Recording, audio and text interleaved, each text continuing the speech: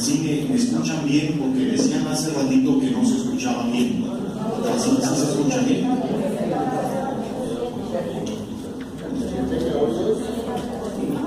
Sí. ¿Y esta está buena? ¿Es una hora? ¿O menos? ¿Cuánto tiempo es? Una hora. Sí, muchas gracias.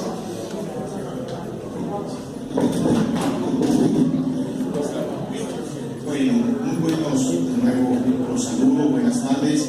A ver, si tiene todo ya su hoja, la vez pasada pasado, y mandamos sacar las copias. ¿Todos la tienen? Entonces, miren, yo voy a ir leyendo despacito, pero insisto, se ve que ella corrió aquí al lado para ir comentando, ¿de acuerdo? Entonces, el tema se llama Conozco a los míos y los míos me conocen a mí. Es un texto muy bonito, el del buen pastor, Juan capítulo 10, versículos del 1 al 21. Primero leeré las dos primeras páginas, que son una introducción, luego el texto despacito, y luego vamos a hacer unos comentarios acerca del texto, ¿de acuerdo? Entonces iniciamos. ¿Por qué escoger este tema? Vengo ahora desde hace unos años estudiando el Evangelio de San Juan. Y fíjense cómo inicia la carta que a todos nos mandó el señor cardenal para invitarnos a este evento. Fíjense cómo inicia. Lo fundamental en la vida del cristiano parte de su encuentro con la persona de Jesucristo, palabra del Padre. Entonces, lo fundamental, la raíz, es el encuentro ¿con quién? Con Cristo. ¿Y Cristo qué es? Palabra del Padre. Un ejemplo de la vida para comprender esto. Tengo un amigo que mañana, si Dios quiere, cumple 60 años. Yo miré en la noche, tanto por el cumpleaños de él como por el de mi hija. Estanislao está cuadripléjico. Cuadripléjico es que no se puede mover desde aquí hasta la punta del pie. Y tuvo un accidente hace 35 años. O sea que tiene así ya 35 años, ¿de acuerdo? Entonces, me fue a ver, él fue alumno del Instituto Bíblico y un día en la silla de ruedas me estaba esperando en el estacionamiento afuera, hace ya más de 2 años, y dijo, Juan, yo quisiera escribir mi testimonio, ¿cómo me ayudas? Pues sí, Taño, ¿cómo no? Pues entonces estoy viendo una vez a la semana y él me va diciendo su testimonio, ¿de acuerdo? Él pertenece a Neuróticos Anónimos. Lo único que le digo es que eres muy mentiroso, porque lo de neurótico se te nota como a las 10 cuadras. Y no hay escritor que no sea neurótico. Así que júntense a los neuróticos, no está fácil. Y entonces el libro se va a llamar, es que curioso, se va a llamar Bendigo a Dios en mi cuadriplegia. Fíjense qué precioso. Si hubieran pensado eso, ¿saben qué es su oficio? Él pide limosna fuera de los templos, pero como tiene mucho problema de llagas, pues tiene un problema de desocupación, de desempleo. Y el otro día, porque primero dijo que quería que el título es Bendigo a Dios por mi cuadriplegia. Y dice, ay, no, Tani, no hay que ponerlo así tan feo, porque nadie lo entiende. Mejor le cambiamos en. Le dije, mira, esto es un misterio. Tú te subiste a un auto de gente que habían tomado y pues hubo un accidente, pero pues ellos usaron más su libertad, no hay que echarle la culpa a Dios. Además estamos ante un misterio, el misterio de él que sufre, ¿no? Le dije, mira, Amado Lerdo dice, no sabemos si con nuestras lágrimas construyan las estrellas. Y el jefe me dijo, bueno, está muy bien el título. Le dije, mira, pero ya no hay, cuando llegues al cielo, pues ya te quitas de dudas. Ah, no, del tal voy a preguntarle eso. Yo cuando estoy en el cielo, a lo que me voy a dedicar es a gozar a Jesús, a estar con Él. Le dije yo, fíjense qué preciosa fe. Entonces, esta es una persona que conoce a quién, a Jesús, que ha tenido un encuentro personal con quién, con Jesús. Este es un ejemplo, y hay en la vida personas así. Todos iniciamos. El Evangelio juánico es un relato vivo, tierno y evocador, el más profundo de los 4. Es un rebelde, dice lo que dice este autor, un rebelde entre los evangelios. Entraña un conjunto de signos y diálogos y condensados en una narración única, pero seguidos por un prólogo poético, la cual parece haber cristalizado solo después de una larga meditación sobre el misterio del hombre venido de Dios, que se difunde por doquier a través de toda ella como una luz serena. En esta narración, semejante misterio ha quedado en parte expresado, en parte no expresado, en parte inexpresable. En fin, es diferente. Como asegura Jean Guitton, piensa qué bonito dice Jean Guitton, esta obra no tiene comparación con ninguna obra humana, con ningún escrito inspirado, con ninguna filosofía o teología. Una obra, en fin, que vive en una luz inaccesible y que se llama el Evangelio según San Juan. Entonces, el Evangelio de Juan es único. Por eso hay que leerlo con mucho cuidado. A veces Juan dice más con lo que no dice que con lo que sí dice. He escogido un texto que sobresale en esta obra, el pasaje del buen pastor, por considerar que puede iluminarnos en nuestra preciosa misión de maestros y maestras de Biblia en institutos y escuelas parroquiales. La imagen del pastor es muy difundida en la antigüedad. Esta se presta para designar a una figura mediadora entre la puridad del mundo divino y la confusión y corrupción del mundo humano. Porque el papel del pastor en la sociedad antigua es quien va y viene entre el mundo salvaje y la civilización. Entonces, el papel del pastor es muy importante. Por eso, para interpretar bien, lo primero que hay que hacer es contextualizar. Y la contextualización no solo se da en el texto, sino también en la persona que interpreta. Vamos a poner dos ejemplos para comprender. Alejandro Jodorowsky escribe en un libro este cuento que ayuda mucho. Estaba una persona cubierta de polvo tirada en el camino. Y pasaron tres. El primero que pasó y lo vio, dijo: mira nomás, debes fijarte antes de chuparte la última copa, porque si no, mira cómo acabas. Ese era un qué, un borrachito, ¿sí? El segundo que pasó no se le acercó, dijo: no, este está así camuflajeadito, lo que quiere es que me acerque y me va a robar, es un ratero. El segundo que era un ratero. Y el tercero resulta que llega y se acuesta al lado de este y dice: este ha de ser un místico, me voy a quedar aquí a ver si se me pega algo. Se fijan, cada quien interpreta desde qué. Ese es lo primero que hay que tener clarito. La vida de uno, la vida de cada persona nos ayuda a qué, a interpretar. Pero el segundo punto es contextualizar el lugar donde está. Este es un cuate que está tirado en el camino y está cubierto de qué, de polvo. Entonces hay que investigar, hay que quitar el polvo para ver quién es. Esta parte es muy importante, tenerlo muy clarito, pero nunca olvidar. La contextualización empieza en quién, en la propia persona, en la propia persona. Seguimos en la siguiente página, no nos hemos perdido, ¿verdad? Vamos al párrafo de arriba. En el texto que estudiaremos se describe una escena de la vida pastoril de cada día del pueblo elegido, pueblo del cual Jesús se siente orgulloso de pertenecer. Primer punto. La única ocasión en que Jesús se adhiere a una oración es cuando le dice a la samaritana. ¿Se acuerdan lo que le dice a la samaritana? Juan 4:22.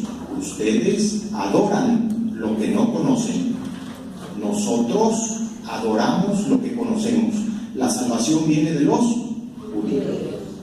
Entonces Jesús nació judío y murió judío. El cristianismo empieza después. Esta parte es muy importante tenerla clarita. Y Jesús se sentía muy orgulloso de ser parte del pueblo que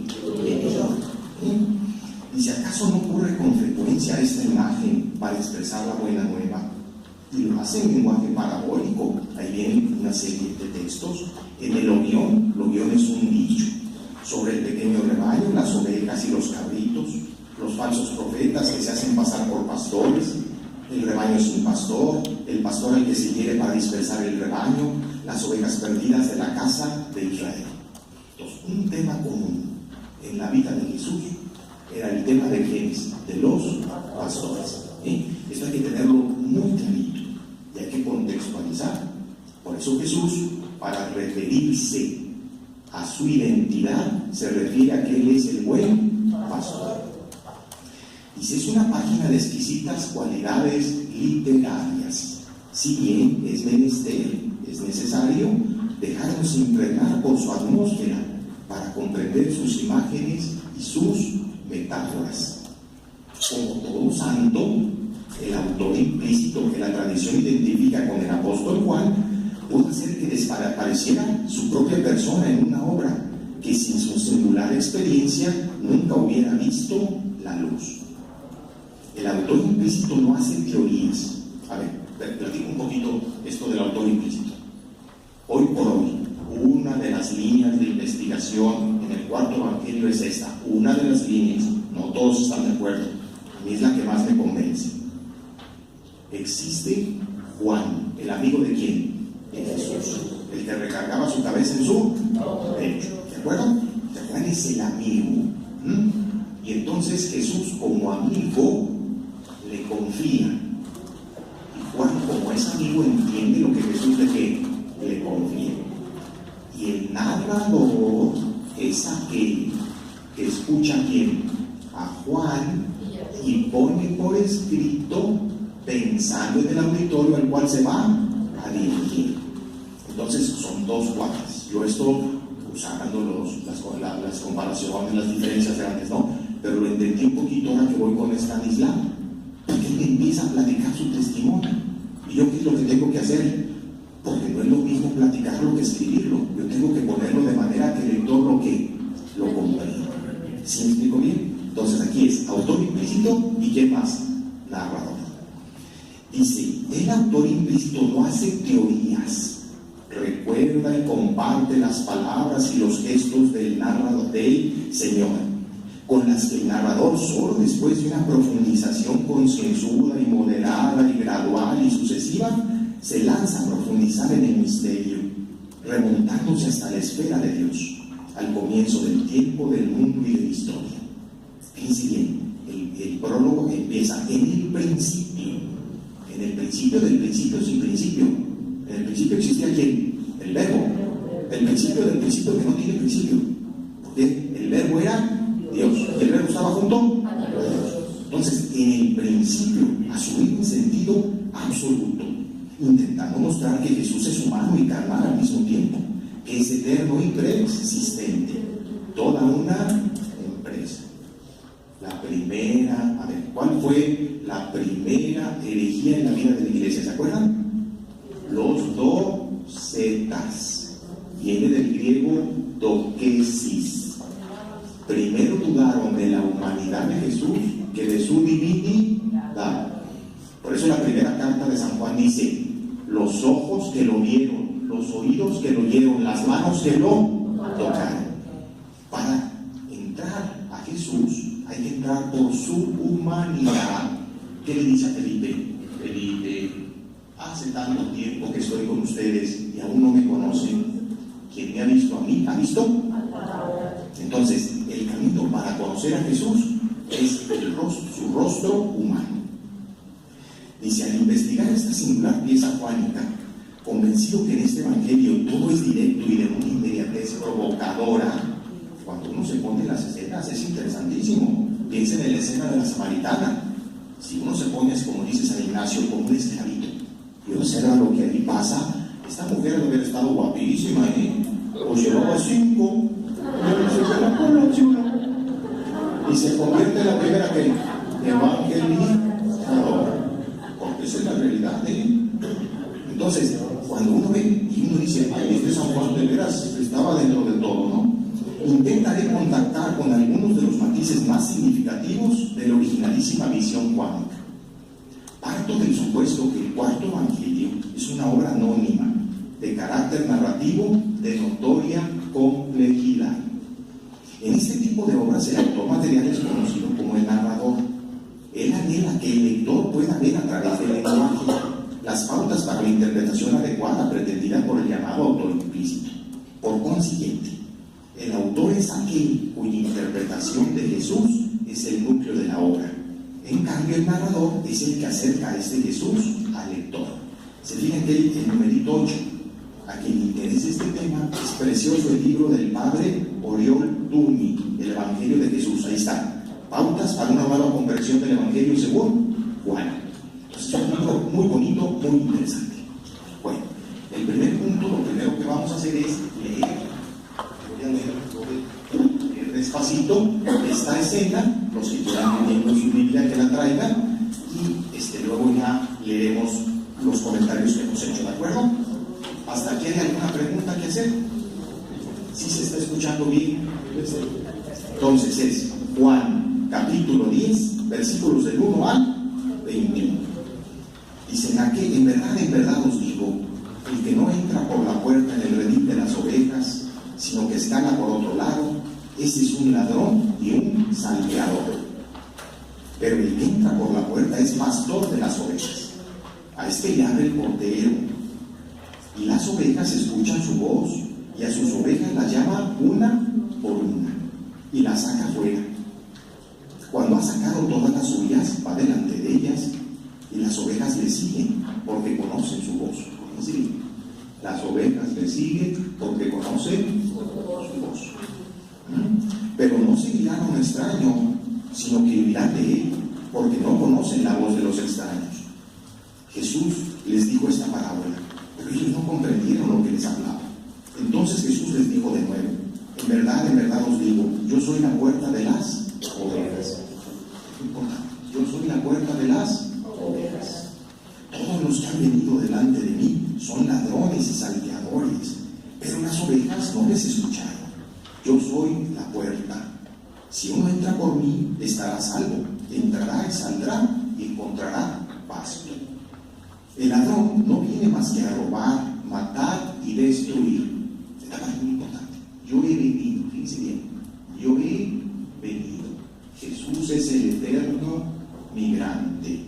Jesús ha venido y sigue viviendo y se hace presente en el rostro de cada uno de nuestros hermanos más necesitados. Entonces, yo he venido para que tengan vida y la tengan en abundancia. Yo soy el buen pastor. El buen pastor da su vida por las ovejas, pero el asalariado que no es pastor, a quien no pertenecen las ovejas, debe ir al lobo, abandona las ovejas y huye. Y el lobo hace presa en ellas y las dispersa, porque es asalariado y no le importa nada las ovejas. Yo soy el buen pastor y conozco mis ovejas y las mías me conocen a mí. Es el título que pusimos al trabajo.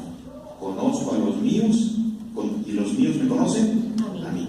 Acuérdense todo lo que significa para una persona con sustrato semítico, lo que significa conocer. Como me conoce el Padre, yo conozco a mi Padre y doy mi vida por las ovejas. También tengo otras ovejas que no son de este redil. También a esas las tengo que conducir. Y escucharán mi voz y habrá un solo rebaño, un solo pastor. Por eso me ama el Padre, porque doy mi vida para recobrarla de nuevo. Nadie me la quita, yo la doy voluntariamente. Tengo poder para darla y poder para recobrarla de nuevo. Esa es la orden que he recibido de mi Padre. Se produjo otra vez una distensión entre los judíos por estas palabras. Muchos de ellos decían: tiene un demonio y está loco, ¿por qué le escucháis? Pero otros decían: esas palabras no son de un demonio. ¿Puede acaso un demonio abrir los ojos de los cielos? Este es el texto. Ahora vamos a entrar y ver algunos matices que desde nuestra realidad de maestros y maestras, de institutos y parroquias, creo que puede ayudarnos. Entonces estamos página número 6, ¿de acuerdo? Jesús, el pastor auténtico, revela el designio de salvación y amor del Padre. Al abordar cada evangelio es imprescindible estudiar las líneas distintivas de cada uno de ellos, las cuales proyectan luz sobre la obra, y por supuesto en todo momento con la mirada fija en Jesucristo, al que los dos testamentos miran, en la conocida sentencia de Pascal, el antiguo como su espera, el nuevo como su modelo, los dos como su centro.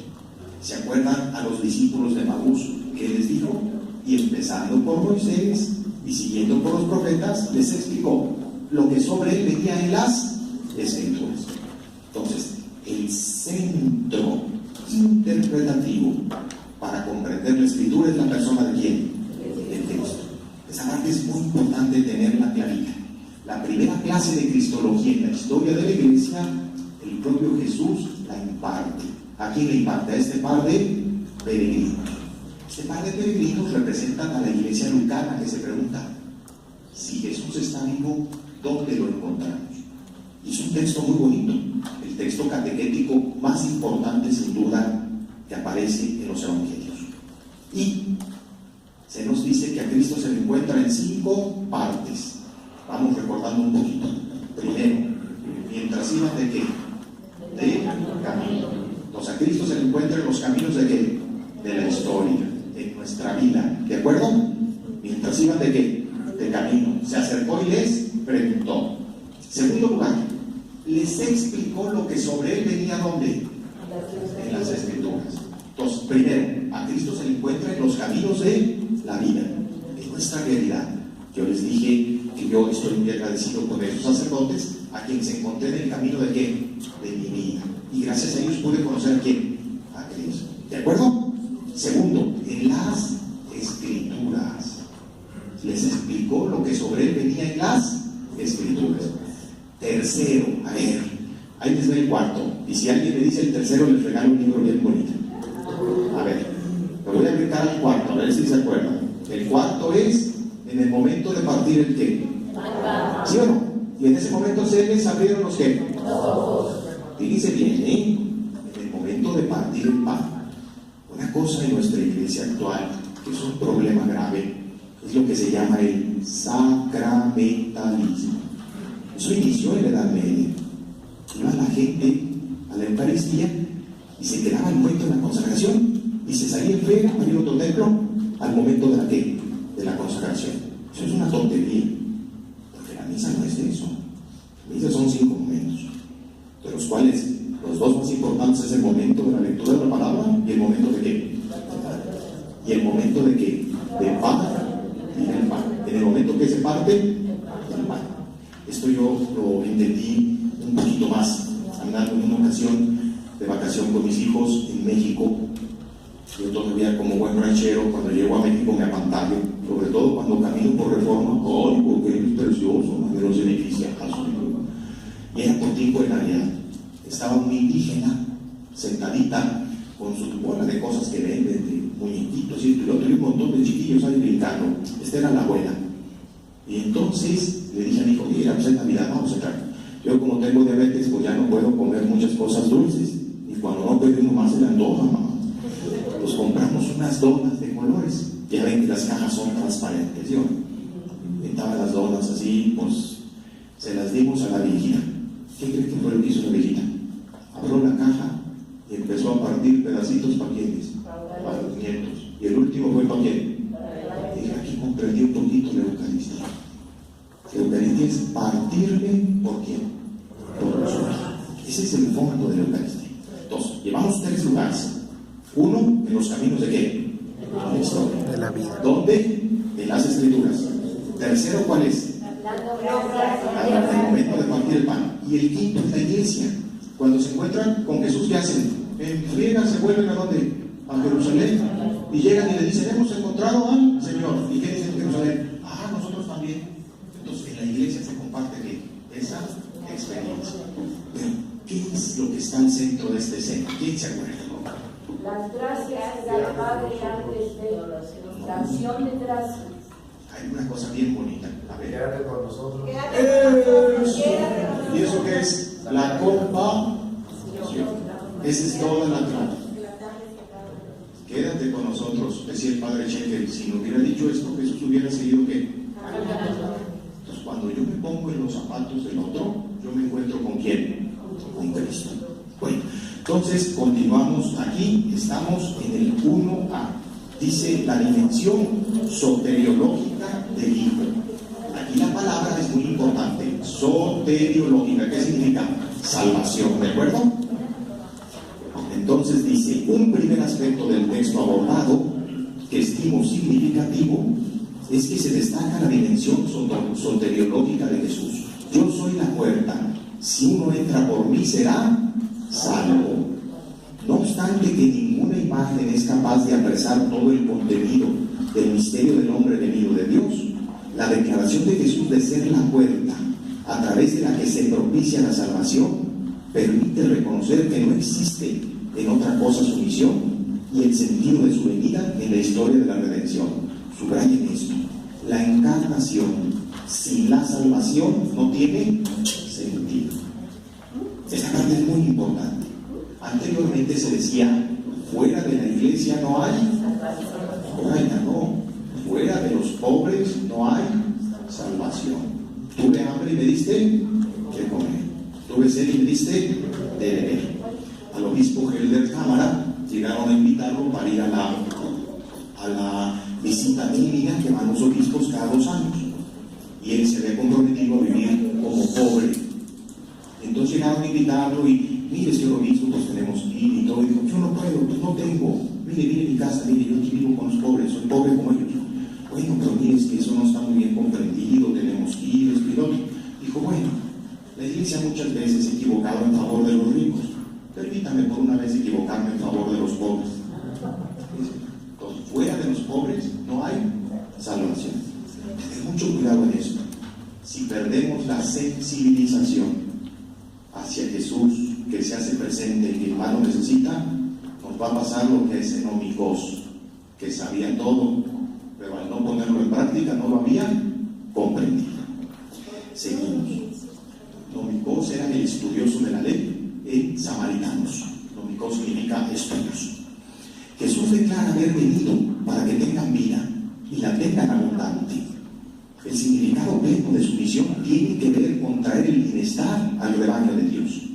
Los salteadores y ladrones son aquellos que lo preceden y pretenden ser algo. En el fondo, Jesús es exclusivamente el Salvador que da la vida.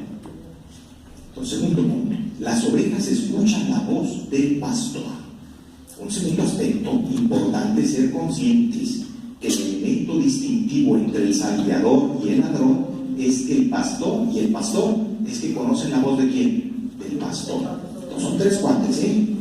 Uno es el ladrón, y otro es el salteador, y otro es el pastor. Pero vamos a ver aquí. A este le abre el portero, y las ovejas escuchan su voz, y las propias ovejas llaman por su nombre y las saca fuera. Cuando ha sacado todas las ovejas suyas, va delante de ellas, y las ovejas le siguen, porque conocen la voz de él. Pero no seguirán a un extraño, sino que oirán de él, porque no conocen la voz de los extraños. Entonces, las ovejas escuchan la voz del pastor, quien llama a las suyas por su nombre. Esto del nombre es muy importante, es muy bonito. Hay un libro precioso, se lo recomiendo, si quieren comprarlo, se llama Precioso, del Papa, del Santo Padre actual, el Papa Francisco, que se llama ¿Quién soy yo para juzgar? ¿Quién soy yo para juzgar? Escrito por él mismo. Y el Papa platica una anécdota que estando él en Argentina, vivía en un lugar pobre y había una señora allí que por la situación tan grave de que no tenía trabajo, tenía varios hijos, tenía en ocasiones que prostituirse. Y entonces el que era entonces sacerdote se dio cuenta y en tiempo de Cáritas le mandaron una gran despensa, le ayudaron todo lo que pudieron. Y un día llega la señora a ver a Jorge Bergoglio, dice, vengo a dar las gracias. ¿Y qué cree que pensó el sacerdote? Entonces, pues que venía a dar las gracias por la despensa, ¿sí o no? No, le dice, vengo a darle las gracias también por eso, pero por lo que vengo a darle las gracias es porque usted nunca me ha dejado de llamar señora. La dignidad de quien. Entonces, ¿conocen las ovejas por qué? Por su nombre. En nuestra vida es importantísimo eso. Situarnos en la vida de cada una de las personas. En la mañana decían, es que los hijos de los narcos ahora los mandan acá. ¿Qué vivirá un hijo de un muchacho, de un señor de estos? ¿Qué vivirá en su interior? ¿Tienen alguna culpa? Piensen en esto. Debe ser durísimo, ¿eh? Entonces, las ovejas escuchan la voz del pastor. Vamos en el párrafo primero, página 7, ¿verdad? Las ovejas escucha la voz del pastor, quien llama a las suyas por su nombre. Ellas lo siguen porque conocen la voz de él. Stephen Van Tilburg considera que se puede hablar casi de una personificación. Es conveniente no perder de vista el trasfondo del Primer Testamento en cuanto a la espera del pastor mesiánico, pero lamentablemente no siempre los pastores han estado a la altura de sus responsabilidades, por lo cual Dios mismo promete hacerse cargo de su pueblo y suscitar un pastor que hará respetar el derecho y la justicia. Jesús revela estas palabritas en griego que luego van a ser traducidas. Es importante, son las únicas que vienen. Ego eimi, hopoime, okalos.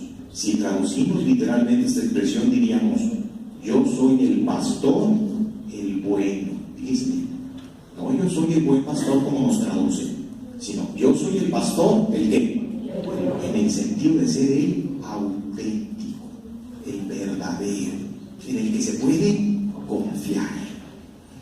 Este es el sentido del ideal. En su forma absoluta quiere indicar no el buen pastor por oposición al malo, ni solo el verdadero pastor por oposición al falso.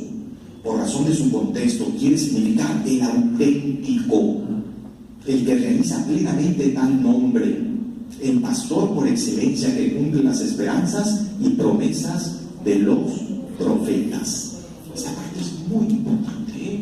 Esta parte es muy importante. Yo he tenido la suerte, como regalo de Dios, de conocer en mi vida a pastores muy buenos. Al decir pastor, no me refiero a pastor protestante, sino a sacerdotes muy buenos. Y el padre Gómez Pérez, mi hijo mayor, lleva su nombre, y me contó una anécdota muy bonita que nos ayuda a comprender lo que es la autenticidad de un pastor. El padre Gómez Pérez era una persona que tenía una cualidad muy grande. Sabía entrar con las gentes más ricas en dineros y con los más pobres. Y él se sabía manejar muy bien. Y entonces a los ricos les sacaba la mitad y daba 2 veces a la semana comida para 300 pobres. Iba el padre, les daba su platita. Él vivía en una colonia jesuita, vivía en una colonia en Legaria, en México. Pero luego el padre era bien vivo. Y a las señoras ricas que les decían: no más hay que dar billetes, hay que ayudar. Así que ustedes vengan y se hagan que sirven a quién, a los pobres. Y las señoras vivísimas se organizaban. Y entonces resulta que un día una señora bonita va con el padre y le dice: padre, le quiero ayudar. Y el padre pensó pues que le iba a dar unos billetillos, ¿ves? Y le dijo: sí, lo que puedas para servirte. Y el otro: no, dice: padre, es que yo no quiero ayudarle con dinero, quiero ayudarle atendiendo los sábados. Ustedes tienen ahí a mis hijos becados, tengo 2 hijos y están becados por ustedes. Ellos enseñaban, tenían un taller para enseñar cuestión de mecánica, arreglar motores, los jesuitas, ahí luego iban evangelizando y estos cuates salían pues con trabajo, ¿no? Le dijo el padre: bueno, es que mire, padre, el favor que le quiero pedir es hay un señor que está en una clínica del seguro y ya dijo que no se quiere confesar, y yo lo conozco y pues yo quisiera llevarlo a usted. Bueno, pero pues él tiene su capellán. Sí, pero el capellán ya lo mandó a volar. Bueno, pues al cabo, padre, yo lo llevo. Y el padre pensó, pues en su carrito, ¿no? No, pues yo lo llevo en el metro, ¿verdad? Ya era el padre del metro, cabrón, en México. Llegan al DC y ya se queda ahí afuera, se meten al cuartito. Esto me lo contó el padre. Y eran 4 camitas, se fijan que son separadas como por un biombo, ¿no? Y llega y dice el padre: oiga, pues vengo a verlo a usted. Si usted se quiere confesar, es para servir o platicar conmigo, lo que le pueda servir. Le dijo: oiga, pero pues no, ¿qué anda haciendo usted aquí? Porque yo al capellán ya le dije que no viniera, porque yo no tengo perdón de Dios. Bueno, hijo, no debes decir eso. Mira, Dios siempre, no, padre, yo soy un hijo de la tostada, yo no tengo perdón de Dios. Pero oiga, qué raro, ¿por qué está usted aquí? ¿Y por qué sabe mi nombre? No, le dijo: pues fulanita de tal me trajo aquí. ¿Quién? Mi comadre. Cuando murió mi compadre le engañé y le tumbé su casita y la dejé sin nada. ¿Ella la trajo aquí a confesar? Sí. Padre, si ella me perdonó, Dios también me va a perdonar. Fíjense bien, un pastor que se deja conducir ¿por quién? Por la oveja. Y una oveja que conoce la voz y la bondad de quién? Del pastor. Entonces esa parte es muy importante. Ahí el pastor está representando a Cristo, la oveja también está representando a Cristo. Entonces una situación de comunicación. Decía en unos ejercicios una religiosa algo que a mí me impresionó mucho. Me dice, bueno, yo no puedo todavía decir que Jesús y yo seamos uno, pero al menos ya no somos dos. Dije, madre, pues que tapote yo ya. Entonces, las ovejas escuchan la voz del pastor. Un tercer aspecto que quiero subrayar es que el amor de Jesús es de predilección. Esta parte es muy importante, porque esto motiva a que nuestro corazón se llene de gratitud. El amor de Jesús, entonces, ¿qué tipo es? De predilección. Y cuento esto porque a mí me impresiona mucho. Había una religiosa en Guadalajara, de muy buena familia, aristocrática y de muchos centavos, y cuando estaba en edad de casarse, pues le sobraban pretendientes. Y resulta que esta se quiso una religiosa, porque entendía que el celibato no era una renuncia, sino una donación. Al ejemplo de Cristo, quería entregarse totalmente a los demás. Pero, ¿qué creen que decidió? Hicieron una orden de monjitas catrinas, porque no, a una orden a África, para atender a las monjas, a los más regalos. 50 años después vuelve, con problemas de memoria. El médico conocía la situación de la religiosa, y entonces la atendió y le dijo, padre, tiene una enfermedad, se llama Alzheimer, va a ir perdiendo su memoria, nosotros vamos a hacer todo lo posible para que sea lo menos difícil esto. ¿Se han fijado que las religiosas siempre van de dos en dos? El doctor estaba en un 5º nivel y bajó y despidió a la madre hasta el auto porque conocía su experiencia de qué, de vida. Cuando ella se sube con la monjita en su carrito, la monjita jovencita le dice, oye madre, entendió lo que le dijo porque pues no sabía, ¿no? La veía tan tranquila. Sí, hija, a estas alturas del partido ya tengo algo muy claro. Si yo me llegara a olvidar de Jesús, Él nunca se va a olvidar de mí. Esa es la fe. Es el conocimiento personal de saber que Jesús es el mejor de los amigos. No es el tener muchos conocimientos, sino es un conocimiento de tipo que personal. Y esto es lo que dice esta parábola. Entonces seguimos, amor mantenido en una relación singularísima, puesto que las ovejas llaman por su nombre, al extremo de revelar la naturaleza de un conocimiento recíproco que entraña la confianza y el amor, que vive entre él y sus ovejas. Confianza y amor expresado explícitamente en palabras que emanan de los mismos labios de Jesús. Conozco mis ovejas y las mías me conocen a mí. Esta fórmula de mutualidad se extiende cristológicamente para expresar no solo la relación con los suyos, sino también la relación con el Padre. Como me conoce el Padre y yo conozco a mi Padre y doy mi vida por las ovejas. ¿Acaso no se desarrolla así aún más el papel del buen pastor? La significación histórico-salvífica de la muerte de Jesús es un punto bien importante.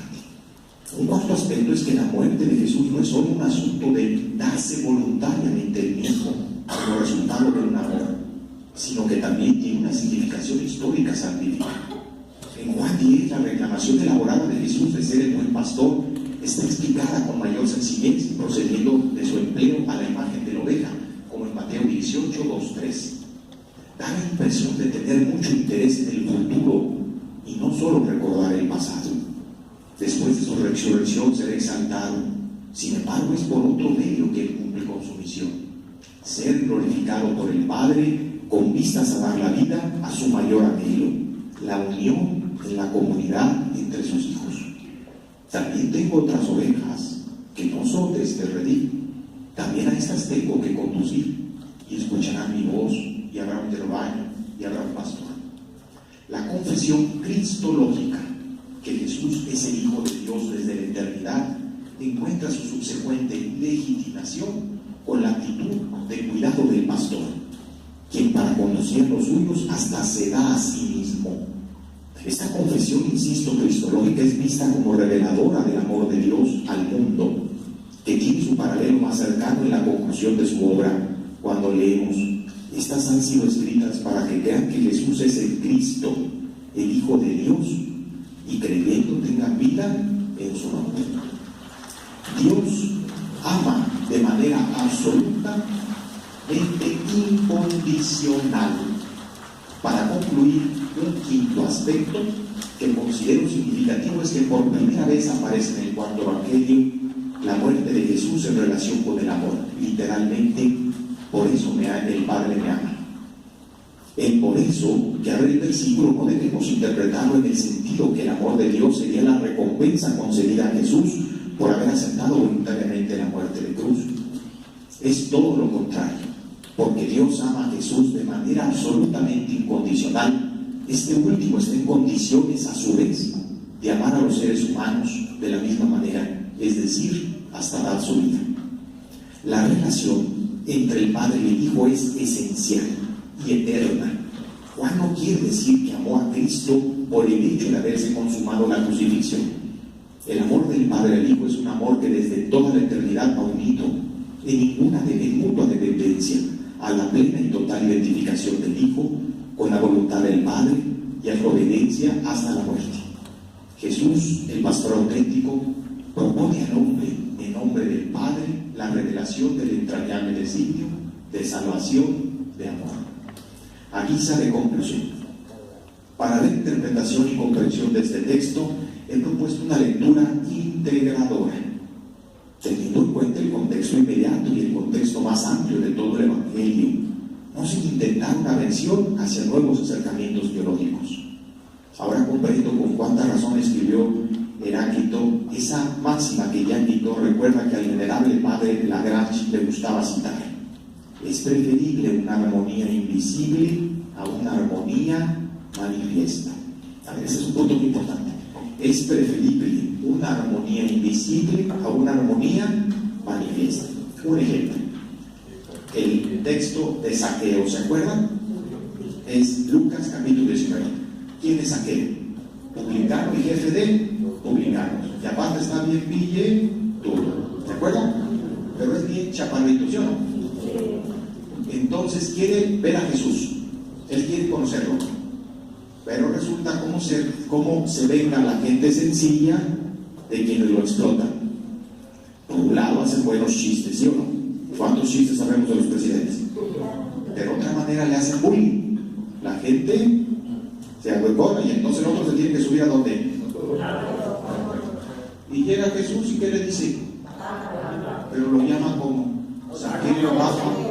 Pues ¿cómo se sabía Jesús el nombre de Zaqueo? Empieza a decirnos el texto más de lo que dice sin palabras que con qué, con palabras. Y luego la siguiente pregunta, Jesús al final, ¿qué es lo que le dice? La salvación ha llegado ¿a dónde? A esta casa. Ahora yo les pregunto, ¿quién estaría más contento, Zaqueo o Jesús? Zaqueo. A ver, ¿por qué?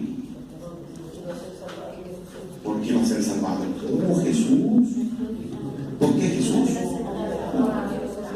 ¿Cuándo se sienten ustedes más contentos en su vida? Cuando nos sentimos realizados, ¿sí o no? Y Jesús, ¿cómo es su nombre? Yeshua. ¿Y qué significa Yeshua en hebreo? ¿Y qué está diciendo Jesús? ¿Dios ha llegado? Entonces Jesús siente que su vida se está realizando.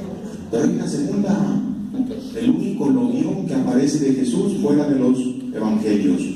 En el libro de los Hechos, a los presbíteros de Éfeso, ¿qué dice Pablo? Mayor felicidad hay en dar que Zaqueo está recibiendo la salvación, pero ¿quién se la está dando? Entonces el corazón de Jesús ahí está ya de qué? De alegría. Esta parte es bien importante tenerla. Jesús es una persona, también goza, también sufre, también dudó. Tenerlo muy claro. Entonces seguimos en página 9, versículo último. El propósito de la experiencia del autor implícito que la tradición identifica con el apóstol Juan, explayada por el narrador, sin cuyo paciente y constante apremio no sería posible alcanzar, consiste en conducir a sus lectores al misterio de la persona de Jesús, el Cristo, el revelador de Dios, el único en quien Él es conocido y en quien su vida se hace presente. Este acercamiento ha sido configurado en el texto, abordado a través de un par de imágenes. En una primera, declaración relacionada con la imagen de la puerta, que aparece en los propios labios de Jesús: yo soy la puerta. El narrador plantea: ¿cómo puede encontrar una persona acceso a Dios o a la vida? La respuesta es: a través de Jesús. Y aquí viene una pregunta de tarea para ustedes, bonita. ¿Qué te gusta más de Jesús? Su valentía, su claridad, su compasión, su entrega. En unos ejercicios espirituales, ¿se acuerdan que San Ignacio dice que se ponga uno como un esclavito? Y como Jesús es verdadero Dios y verdadero hombre, es un presente infinito, un presente que no se agota. Dice Ignacio que escuche lo que pasa ahí. Y hubo un cuate que le preguntó a Lázaro, pues Lázaro era el mero amigo de Jesús, ¿sí o no? Hasta lloró cuando murió, ¿se acuerdan? Y le pregunta, oye Lázaro, ¿qué te gusta más de Jesús? Y el Lázaro nunca dice una palabra en los evangelios. Fíjense nomás que calladito es ese Lázaro, nada, menos que José. ¿Y qué creen que le contestó Lázaro al de los ejercicios? Todo. Con una sola palabra le dijo que entonces, ¿qué te gusta más de Jesús? Si en el estilo de Jesús, el hombre venido de Dios, que el narrador descubre como un presente eterno, en definitiva es irreductible a cualquier metáfora, al echar mano de una segunda imagen se ilumina de manera inefable con su segunda declaración. En nuestro esfuerzo por realizar una traducción viva, veíamos que si traducimos literalmente esta expresión diríamos: yo soy el pastor, el bueno. Nos acercamos con bienaventurado asombro a uno de sus más fieles retratos. Jesús es el auténtico pastor. Esto lo saben los verdaderos seguidores, quienes en voz de Pedro confiesan a Jesús que los interpeló: ¿a quién vamos a ir? Tú tienes palabras de vida eterna, y nosotros hemos creído y conocido que tú eres el Santo de Dios. Esta confesión brota de la experiencia. Creer y conocer son un único y mismo acto de asentimiento que emana de la experiencia. A mi abuelo ya viejecillo tuvo un problema y fue a ver a su mejor amigo del pueblo de Zapotlán, era don Pepe Silva, otro viejito de 87 años como él, y le dijo: oye José, pues no te veo muy apurado. No, dice, yo ahorita ya tengo muy claro, me voy a apurar el día que abre el periódico y aparezca la esquela de la Divina Providencia. Él ya tenía experiencia de quién, de Dios, que de peores lo habían sacado. Cuando se establece la relación personal íntima entre Jesús y el creyente, conozco a los míos y los míos me conocen a mí. El conocimiento recíproco es al mismo tiempo una apertura mutua que descubre una imagen y permite una penetración que en cuanto tal no es una vida cualquiera, sino vida eterna. Esta es la vida eterna, que te conozcan a ti, el único Dios verdadero y al que tú enviaste, Jesucristo. Para terminar, ejercicio de discernimiento personal y en comunión. Jesús, cuyo caminar es una pura referencia al Padre, hasta convertirse en su rostro, establece una relación personal íntima entre él y sus seguidores, a quienes guía a pesar de los peligros para que vean en él al auténtico pastor. Conforme a la obra juánica, tenemos en Jesús el modelo a imitar. Les propongo realizar un ejercicio de discernimiento personal. ¿Qué te gusta más de la persona de Jesús, el mejor de los amigos, quien declara: yo soy el pastor, el bueno? Esto denme cuenta, es muy bonito, porque esto ayuda a conocer a Jesús y a irlo comprendiendo como una persona, no como un personaje. ¿Qué consideras que aprecia más Jesús de tu labor como maestro o maestra de Biblia en institutos y escuelas parroquiales? No tengan miedo a preguntarle. Yo tengo un amigo que dice muy bonito, que le dice a Jesús: en lo que pobre y humildemente pueda servirte, cuenta conmigo. No porque se sienta muy fregón, sino porque tiene una buena disposición. Tercera pregunta: en tus clases, ¿compartes realmente aquello que has preparado en clave de estudio orante en la presencia de Jesús, el pastor auténtico? Monseñor Siriaco Benavente, obispo de Albacete, en un ciclo de conferencias que tuvieron lugar en la Universidad Pontificia de Salamanca para conmemorar los 50 años de la Dei Verbum, enseñó que quien proclama la palabra ha de estar familiarizado con ella, saber de su fuerza, de su trascendencia, y expuso una parábola muy actual. Yo les voy a contar la parábola, luego la leen ustedes de viva voz, ¿de acuerdo? Fue muy bonito porque llega el obispo y fueron los meros grandes del mundo aquello, ¿no? A los 50 años de la Dei Verbum. Y llega el obispo y dice: bueno, yo no tengo ni siquiera licenciatura, menos maestría y menos doctorado, pero miren, vengo a hablarles de esto, esto y lo otro, y pues todos apantallados de lo bonito que hablaba el obispo.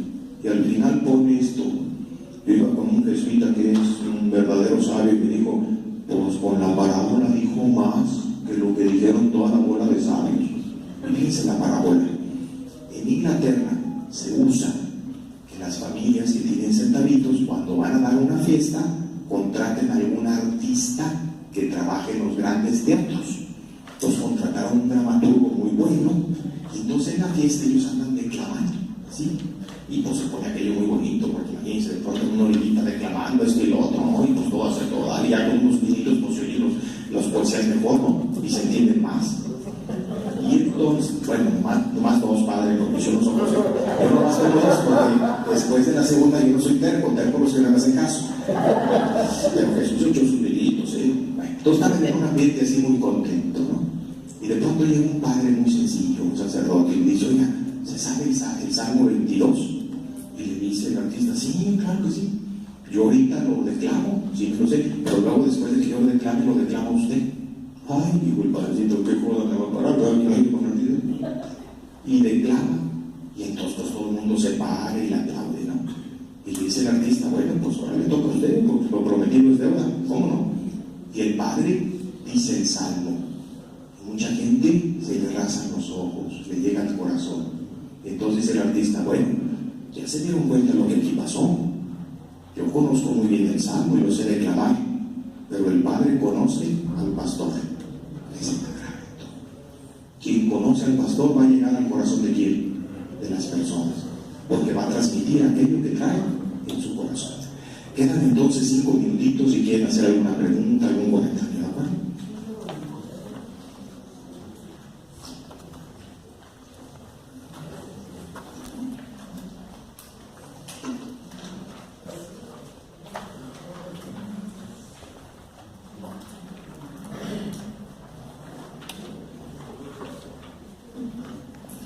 ¿Conocen ustedes al pastor?